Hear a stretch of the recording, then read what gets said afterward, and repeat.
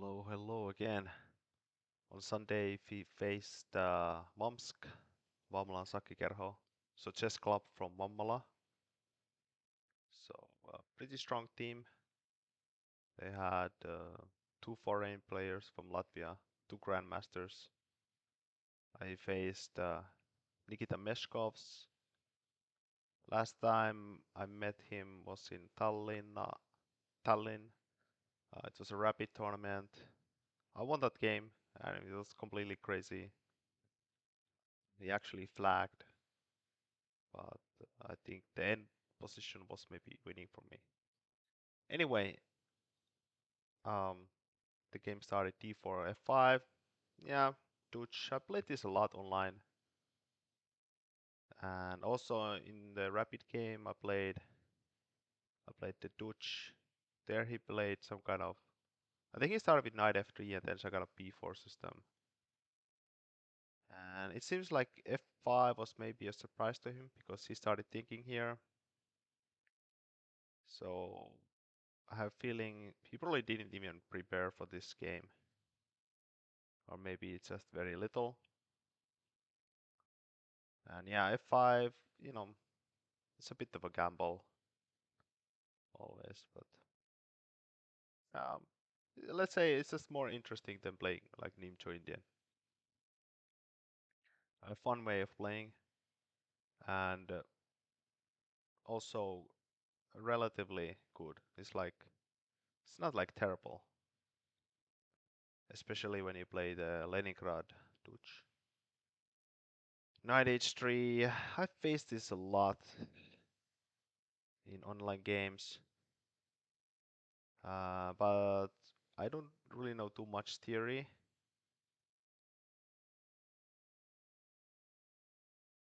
Like here, I was worried about some kind of h4, h5, so I played d6 with the idea of playing e5, and then it might become an end game. But he plays d5. Again, I faced this variation quite a lot, and I don't know the exact move or how to deal with it. Um, but I know it's something like that you play e5 at some point.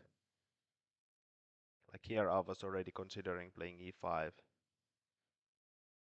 but I thought c6 kind of makes sense. Maybe I will take here. So he protects the pawn, and now I play e5. So I sacrifice a pawn, but the idea is I will get it back, and it's very hard to stop that plan. He castles. I was happy with that. I was kind of worried about some kind of h4, h5. So made me happy. So here to be honest, I kind of even preferred black for some reason. I felt like it's kind of like easy to play for black. Rook d1. So let's just move my queen out, playing it safe. Knight c3. And I played the most natural move. I just took on e6. There was an interesting idea here, and also in previous moves, of playing g5, knight d3 and knight e6. And indeed, like this is way more interesting, and black actually has some winning chances here. In the game, the game got still like a very dull b3, and now I'll play another dull move, knight e4, just trying to exchange even more pieces. Uh, White could take on e4, and then things would get really crazy. I can take the knight or the rook. I calculate a little bit, but just based on feeling, I felt like I was okay. And it's true, it's playable. like for both sides. But the main problem I think comes from the game move, bishop b2. And this really just drops my winning chances a lot. This is a really bad thing when you're playing the Dutch. You want to play for win. And this was my idea. White has double pawns. But now everything will be traded. And d6 is just a weakness. f4 is also a weakness, but he can always protect it if he wants. So basically I just have to suffer for a long time, which is not ideal at all. So I could have, for example, played, I think, like knight c5. I mean, one problem I had during this game is that I was just playing way too fast, and sometimes I get these feelings that I just want to play too fast. Like I just want to play fast. I don't know why. And another excuse I have for my bad game is that I had to organize things for the league, that everything is fine. So I was kind of like thinking about that. Like, is the coffee finished, and so on. So my mind was there and not on the chess game.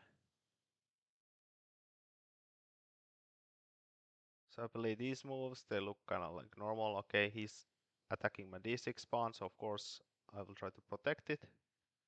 Doubling my rooks also. b4.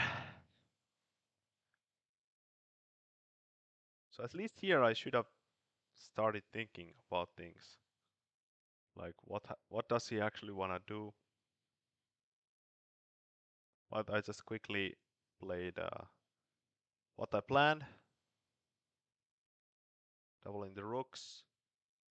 Computer was saying some kind of like h6 was kind of interesting. Um, Making Luft my king might be important in some cases, because right now the white queen is completely like cutting my king off, and the h6 also kind of like waiting move, deciding where to put my rook on f8, because at the moment white is not threatening to take on d6. Anyway, b5 here, and yeah, I thought for a while, I like, okay, let's just take it. The idea is that white takes. I was like, okay, I'm just gonna take here. Okay, he's just gonna play like rook a1 or like queen a3, queen a5. Try to take the a7 pawn. I was like, okay, let's just trade pieces. Everything is fine. But, but, yeah, grandmasters don't like don't like making your lives too easy. And here, white has a simple win, which is rook e3, pin and win. He's just gonna take my bishop, and there's nothing I can do about it. The game is finished. I could have tried queen c7, which I saw something like this. I have 2 pawns for the piece. I can the game continues for a while, but I think he would have won anyway. Like put the bishop on d5, and my pawns don't really move anywhere. But instead, I just continued my blitzing. I was like, okay, whatever, b4. Let's hope something magical happens. Like what was I hoping for? Something like he takes, I play d5, and maybe he trades queens, and maybe I will survive here because his rook is also unprotected. But instead, he plays, well, queen b2. I try d5. He takes. I mean, the point of d5 is somehow again take advantage of his unprotected rook, but it's not really working. King f7, and he just takes. And I resign. My idea was that if he takes the bishop, I take with the queen, and I could play this game, this position. But yeah, it's just like a childish trick. But I don't know. Who knows? You never know. I mean, I made a easy blunder. Maybe he might too. Like 1 in 1,000. So yeah, this was the first game that ended. Quick loss. Quite annoying because yeah, I didn't try my best. Played too fast. Um, in my defense, the this trick was not like super obvious. I showed this position to some like 1700, 1800 people, and they had some trouble finding this move. Like here, I asked them to find a way how black can make a blunder, and they had some trouble. But still, way too easy. Anyway, let's move on. Jari Järvenpää faced also Grandmaster Arttu Snakesons, and he's also a streamer. And yeah, like I mentioned this previously, this is the idea of Jari's move order. So if you start with bishop b2, bishop g4, black can double the pawns, which is, I don't know, I mean it's playable, again, for both sides, but it can be annoying to play with. So instead, start with knight f3, and now you have more options. So the queen defends, and c6, kind of weird move. It is early. Usually I would think e6 would be more natural. This happens, bishop e2. In many of these lines, white could also try to play like g4, but Jari decides to play more solidly, just castles. c4 looks kind of natural. You know, uh, he puts the knight on d2 because he wants to keep the bishop more active. But on the other hand, black is like playing somewhat passively here, so maybe white could try to play like more actively, put the knight on c3. It's hard to tell which is better. Queen e7, a3, maybe not ideal. Basically, this was the problem the whole game. The a3 pawn just was left as a weakness. And yeah, like white would like to play like rook c1, but he can't. A3 pawn is just all the time hanging. If b4, there's a5, and kind of annoying to play. e5 happened. Knight h4 makes sense because the bishop on e2 is just a really passive piece. White wants to trade some pieces. g6, the knight on h4 is kind of bad. e4 makes sense, but maybe a mistake here. Jari wants to stop black from playing e4, but after e4, there's two problems. Black could play d4, and this d4 pawn is controlling some key squares, and black is like dominating the whole board. White has trouble playing f4, White has trouble playing on the queen side because of like a5. But also the game move, d takes e4, d takes e4, and the d4 square is just the weakness. Like there's no pawn to control that square. And if you look at the d5 square, black is controlling that square. So you see black is a bit better here. And white still has to transfer the knight on h4 back to the game. a5, so no more b4. a3 is eternal weakness. g3, knight g2 looks kind of funny move. But the idea is to bring some harmony to both the knights, because the knight on d2 wants to move.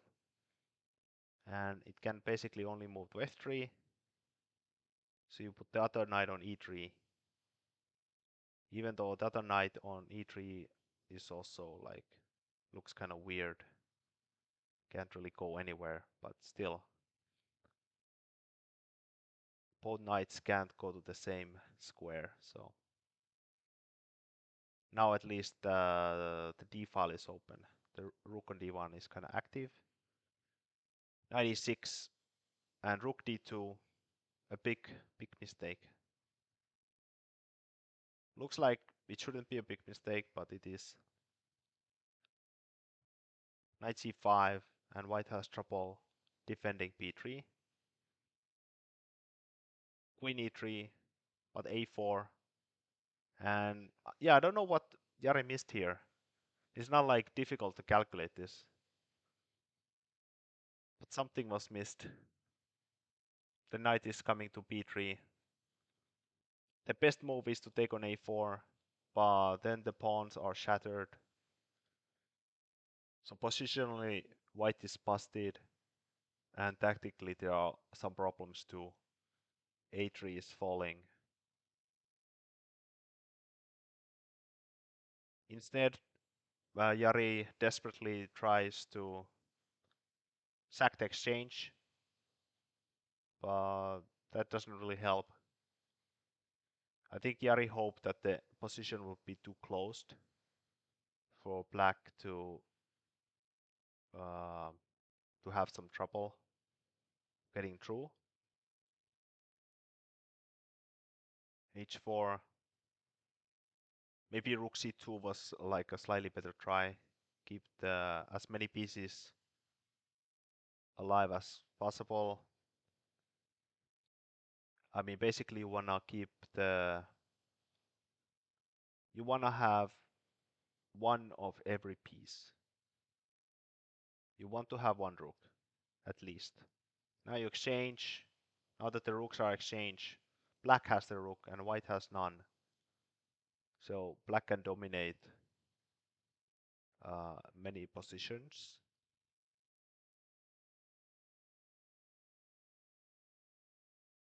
The queen gets in, defends the knight, and Jari resigned here. Black can, for example, play rook d1, rook b1, and take the bishop. So yeah, pretty also like a fairly easy game for Arturs.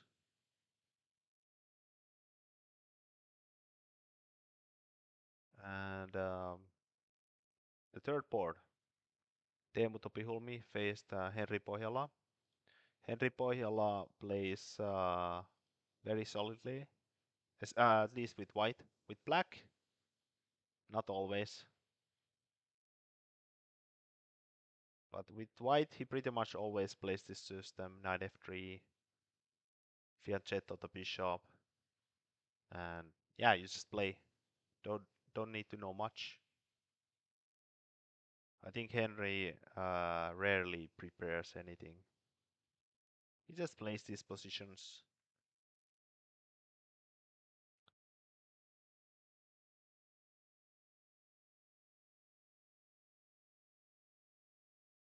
Yeah, knight bd7. c4 pawn is hanging, but I think knight e5, and it's hard to defend it. If you play b5, c6 is hanging, and e4 is coming, there's always gonna be counterplay.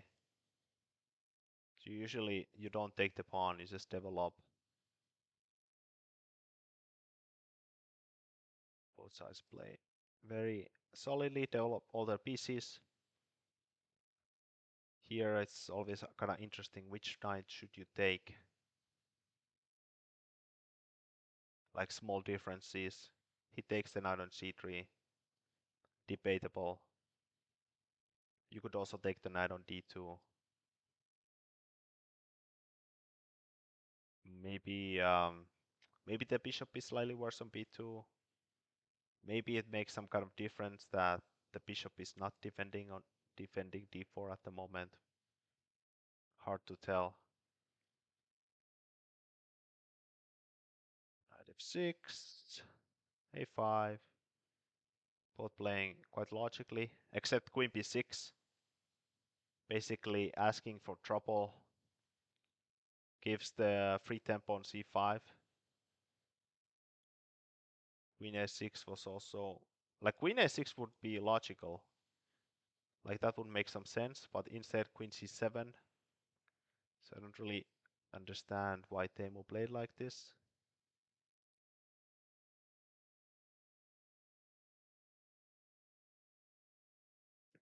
Rook b8. And I think, I'm not sure where exactly, but computer had some kind of like interesting ideas of playing maybe somewhere here. There was some kind of ideas of playing g5, g4.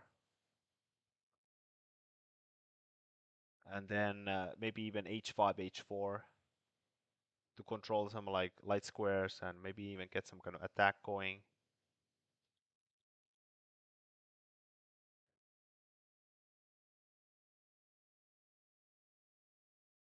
Here I think especially it kind of makes sense to play g5, g4. Now that the knight is away and it's harder for white to play e4. If he can get this in, the pawn to g4 and the knight on e4 and the pawn to h5, looks kind of like a nice way of playing on the light squares. But you have to be like a really good player to play g5, g4. Like a really good player.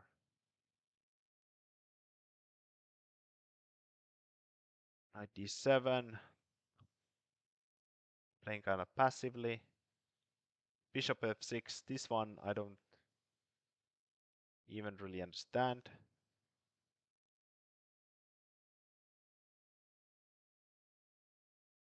Now white is controlling the a file, which is not ideal. For example, black could have played like queen d8 and, you know, keep fighting for the a file. Just keep the queen here, defending the rook.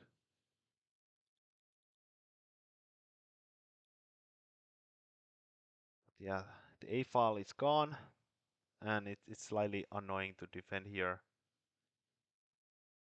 Maybe one idea was playing bishop d3 to activate the bishop, because the bishop is kind of bad. Too many pawns at the light squares.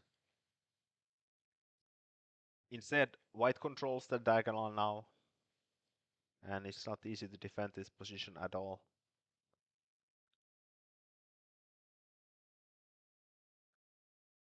Knight c5 and knight b8. This is like really asking for a loss. Not a quick loss, but still asking for a loss after many, many moves. The knight is too passive.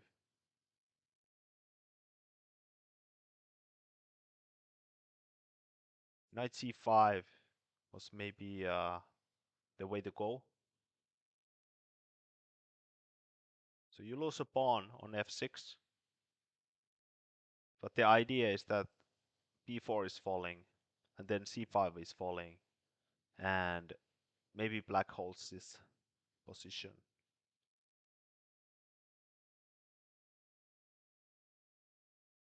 But instead, knight b8, and now the queen gets in. And like the arrows I already made, here white could have played like b5, sacrifice a pawn, and activate the bishop, and some kind of like bishop c7 is coming, and the knight is in big trouble. Also f7 is hanging. So this tactical sequence was missed, but it's still very hard to defend for black. White is just better, and he has time to fool around, pretty much do anything he wants, try to find the right plan, and finally he finds one, attack the knight, queen a7, and the knight is lost. Nowhere to go. Nemo still continues the game for a while, but quickly realizes there's nothing he can do and resigns. So 3 lost games already. Not ideal. So Nuutti Sorsa versus Vesa-Pekka Heinola. Vesa-Pekka plays a lot of tournaments. And Nuutti Sorsa basically only plays the leagues. Nothing else.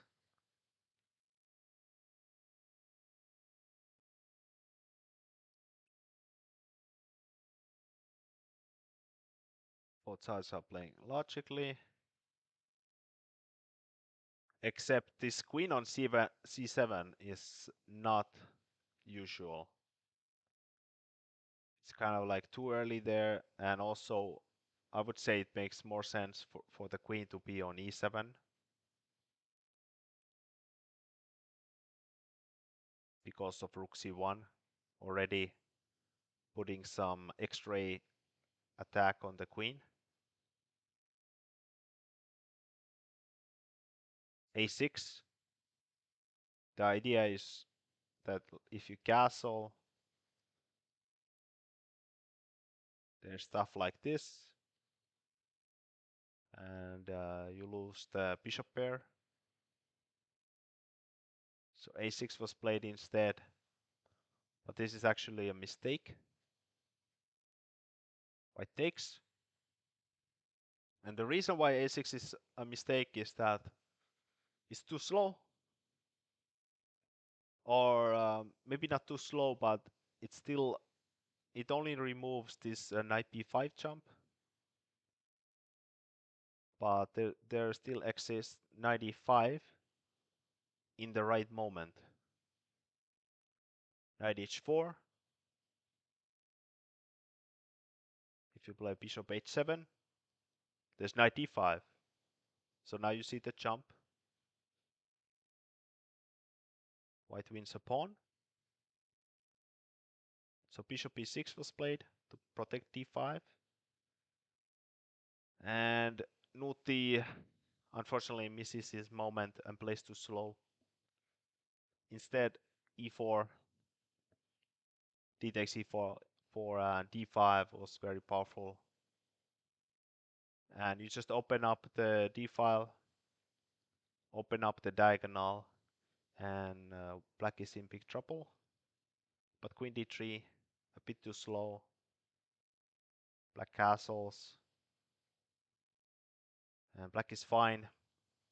Nuutti tries to spice things up with f4, kind of an interesting move, anti-positional, threatening f5, knight b6, e4.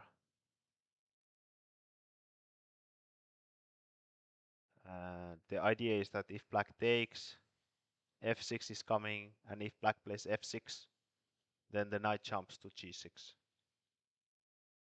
So knight d5.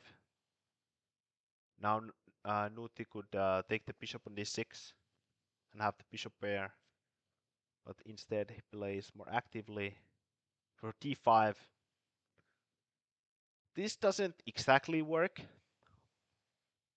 because black can stop the bishop, bishop a3, and the game surprisingly ended in a threefold. Bishop d6, and they just repeated. And the reason for this is that if black moves the rook, he was afraid of d6. And yeah, it's hard to judge these positions. Computer says black is doing fine, queen f5 and knight d5. But yeah, we are not computers. And sometimes these passed pawns are strong and sometimes they're weak. But the draw was agreed. Mikko Niemi versus Larry Linden. Larry is a very solid player. Makes a lot of draws. Knight c3, bishop c5.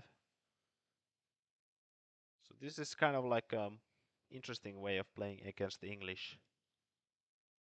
I usually play a knight f6 and just play like d5.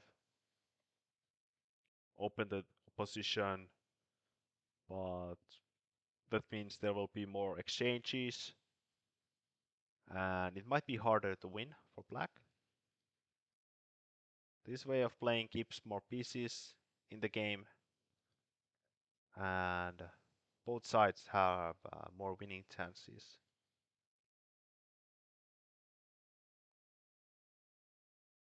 e6, h6. This is prophylaxis. Basically, the idea is that if d4 now, black can take bishop a7, and bishop g5 is stopped.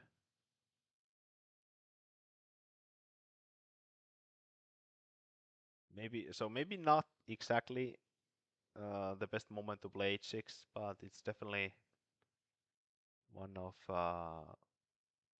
one of the normal ideas. d4 was played instead.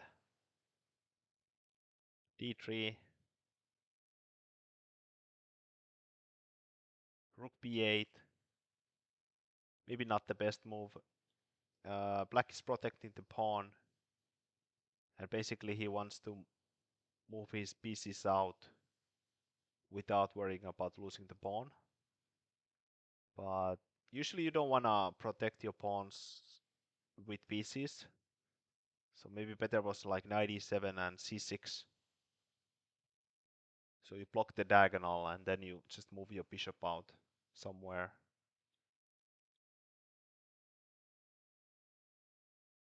a4.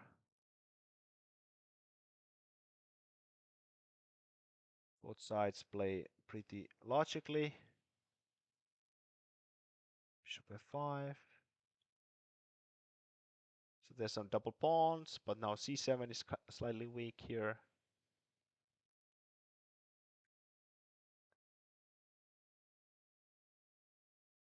Queen d7.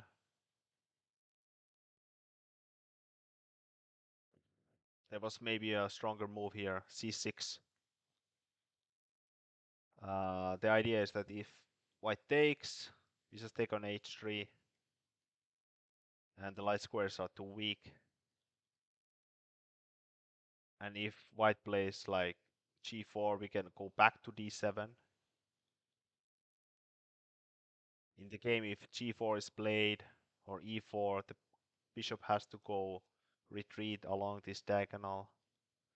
And then it's hard to tell, like, is it really better there than on d7?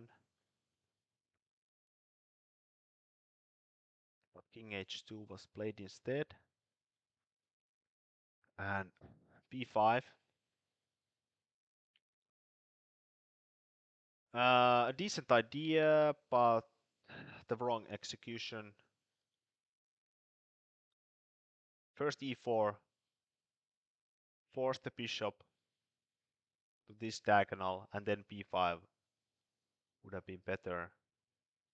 In the game, b5 was played immediately, and now the problem is the bishop gets to d7 to protect the pawn.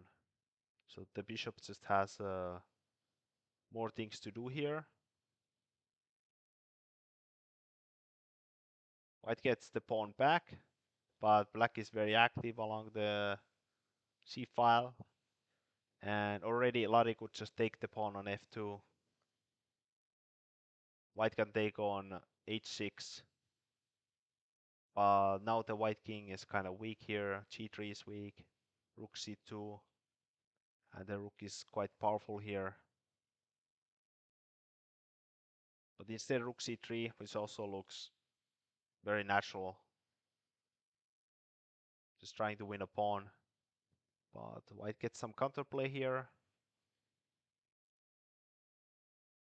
Bishop d4. Now there's double pawns, not ideal.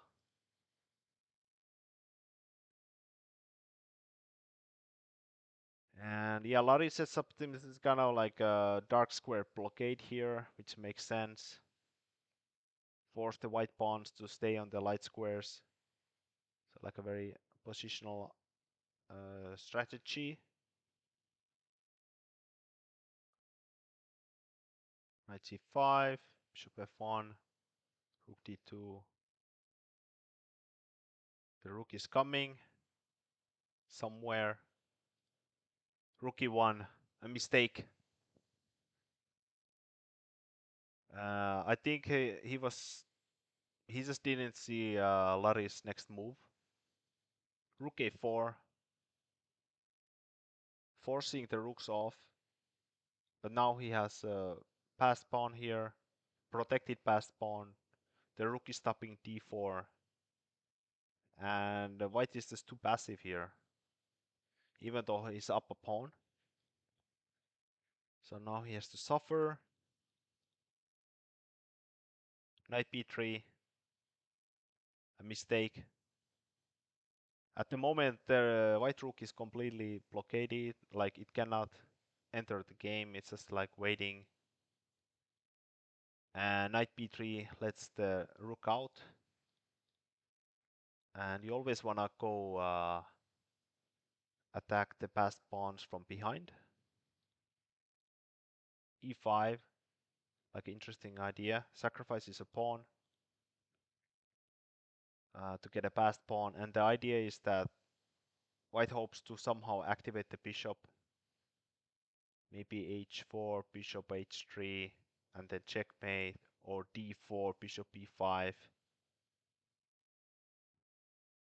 And, you know, some kind of counterplay.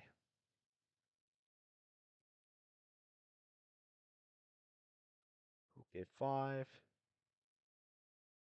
Some exchanges. Bishop e5. Now it's happening. Checkmate is being threatened.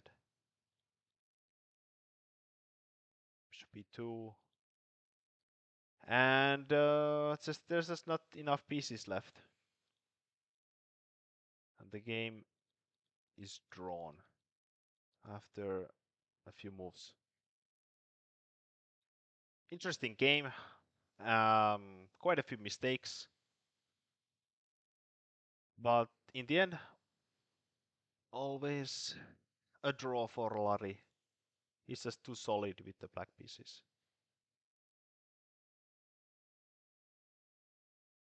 So on the sixth board, Lars Byggmaster plays the London once again. Bishop d3, not the right move order. Knight bd2 is the usual way.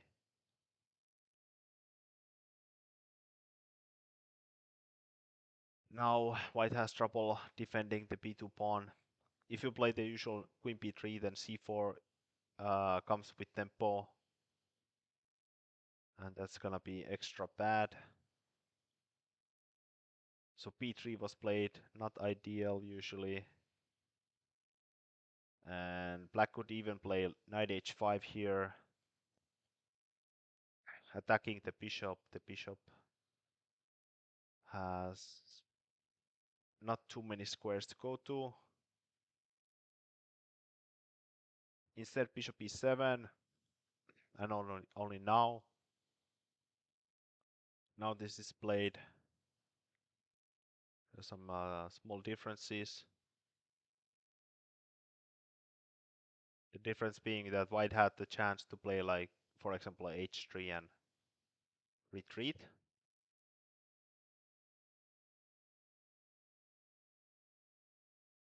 C takes d4. Again, a mistake. There was no hurry to exchange. The c5 pawn is quite well placed here. After you take, white can, for example, play this interesting idea b4, b5. Computer was saying some kind of crazy ideas though. Something that no human would ever find. g5, sacrificing the h7 pawn, and then, for example, just bishop d7 and castling long, and saying black is slightly better.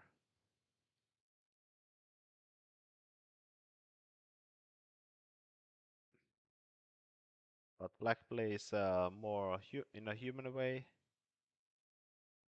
but not the ideal way. Knight e5. Again, a slight inaccuracy. Black can just take and just play like bishop d7 and attack the pawn on c3. Because the knight on c6 is kind of blocking the c file at the moment. And also, in some moments, maybe black could play d4. Bishop g7. Now white could play f4 to protect the knight and take back with the f pawn. But he doesn't do that. King h2. f6. And now there's some dark square control going on. And it's not as bad. It's not as bad for white as before. Bishop a6 looks logical because black has many pawns of the light squares, so you want to exchange that bishop. But again, maybe a slight inaccuracy. Black wants to play e5 as soon as possible. And also the bishop on c8 is defending the pawn. And after you play bishop a6, e5 is stopped, and white will quickly attack e6, put a lot of pressure there. And like rook e1, and it's gonna be annoying for black to defend that pawn. But once again, a draw was agreed. A bit too early. Just like in the game of nooo. White is slightly better here. Could play, for example, g5. Like playing positionally. The knight is better than the bishop. And c4 could be played at some moment. A lot of choices for white. Not too many choices for black. But the draw was enough for both players. Henri Torkkola here playing against Riku Koskinen.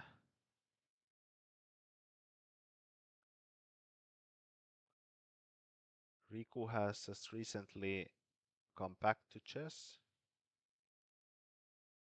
He's quite active. So again, sacrificing a pawn. Quite typical, but maybe this was actually the best move here.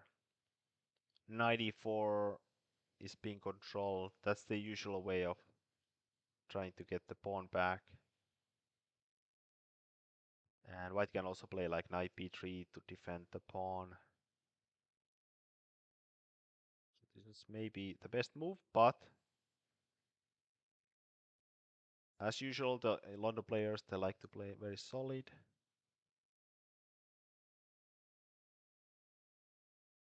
E6. Another idea was knight d7 and just a quick e5. But e6 also decent. Decent idea. Queen a3. And Riku completely misses white's idea here. And plays very slowly, h6. Thinks he has all the time in the world, but that's not the case. e5. And white makes some progress. He's controlling the a5, the a file a little bit. Knight b1, maybe not ideal. c4. Knight a5 looks like a natural move. Going to b3. But unfortunately, the knight on a5 is just misplaced here. White just goes back. And the knight has no squares. And black can't even play his b5, b4 idea because the knight is hanging. So Riku lost a lot of tempi there when he played knight a5.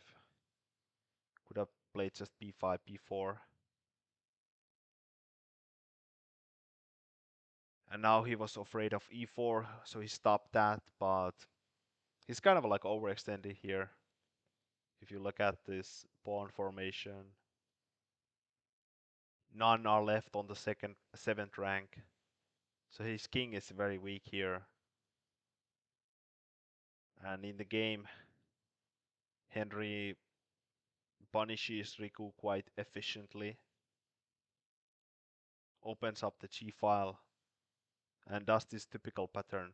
Move the king away and put the rook to the g file and attack black.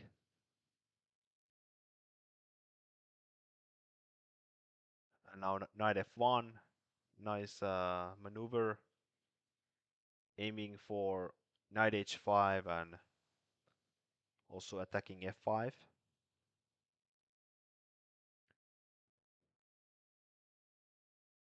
And then now the knight is there. Now black has to worry about all kinds of sacrifices here already.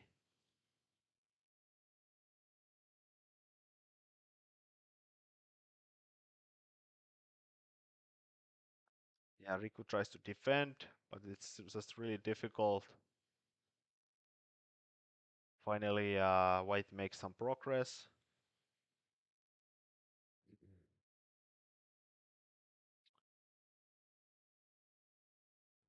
And h5. A cool move. Just sacrificing a knight here. If black takes, there's this annoying check here. And white quickly makes further progress. For example, I think knight e7, take on f5, looks like a strong move.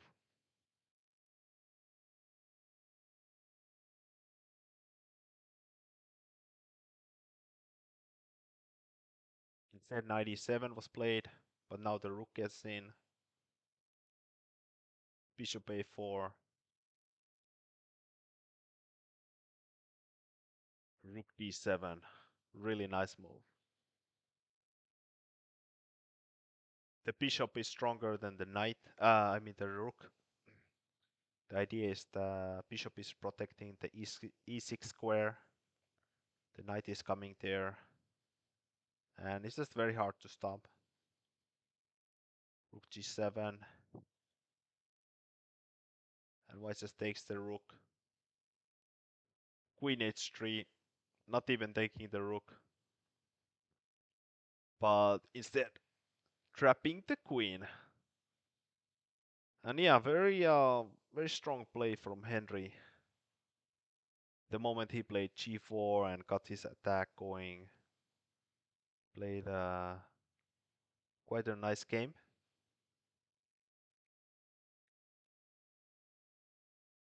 And the last game, Antti Koskinen versus Seppo Pilemäki. Good old Pirk.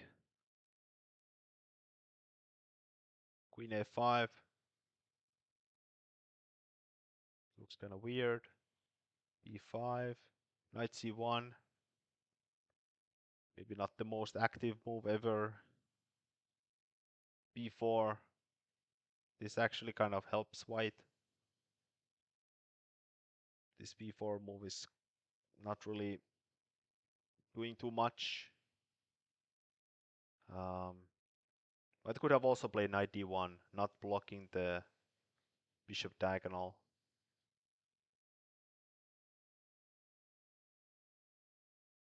And also there were some benefits of defending the b2 pawn.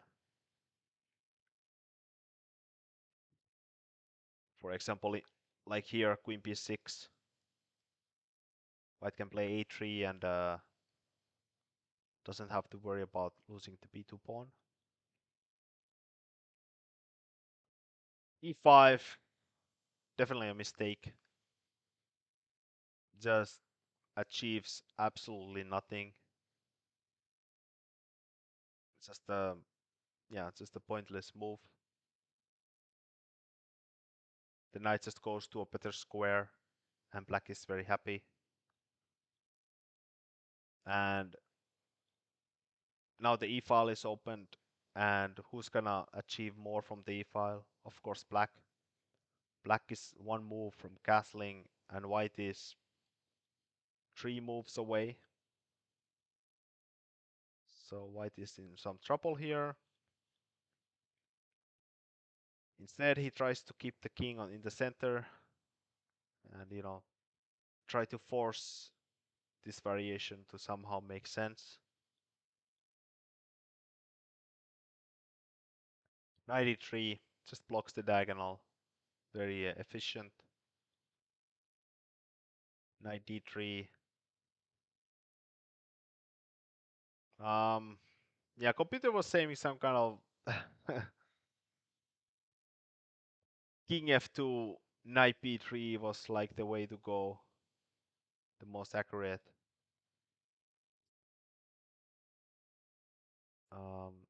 With the idea of knight b3, I think it was necessary to defend the pawn on d4. I'm not really sure. And bishop a6, the most natural move, attacking everything on this diagonal. But in this kind of weird position, natural moves might not be the best. And the bishop had to go to another diagonal, helping black to play knight c2 if the knight on d3 ever moves. But these things are just like very difficult to see. Bishop a6 was played, but now a strong move from white. Knight e5.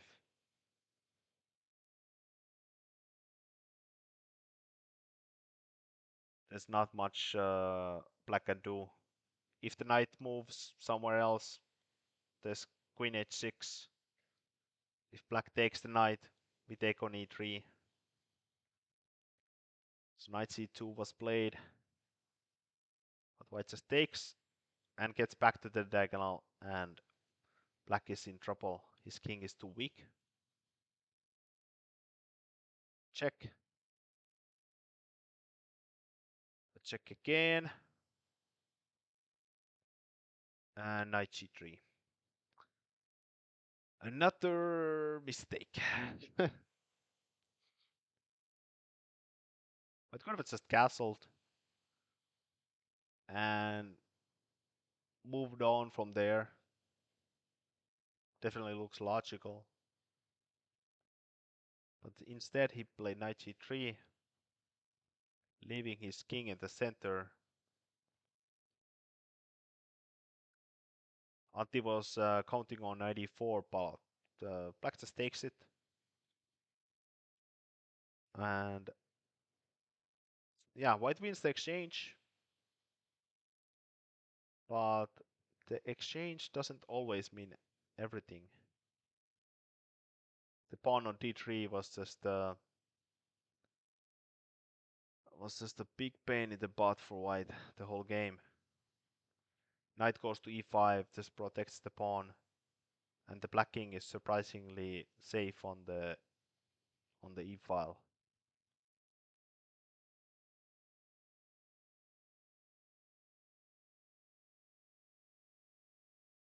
Queen e5,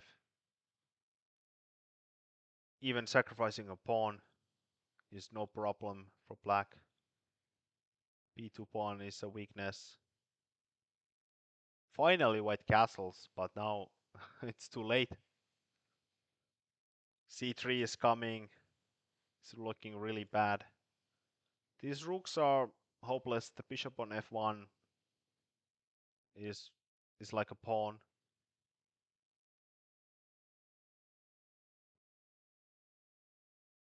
Sacrificing one more pawn. Coming back now that the queen is not defending white king. Black is, white is in huge trouble here. Sacrificing more stuff. This time a rook. Check. If king b1, it's gonna be mate. So king d1, get the rook back. And now c3 is gonna happen, and it's gonna be game over. Black can even exchange the queens and still win the game fairly easily. The pawns are just, they're just too strong. Nothing white can do. And he resigned, and we lost the match 1.5 to 6.5. Yeah, not the ideal, but it doesn't matter too much. We're not gonna lose our spot from the best group, and we were also not in danger of winning any medals, so yeah, it doesn't really matter. Still hurts, but that's fine. And the final standings are as seen. We are in the middle, and that's it. Bye bye.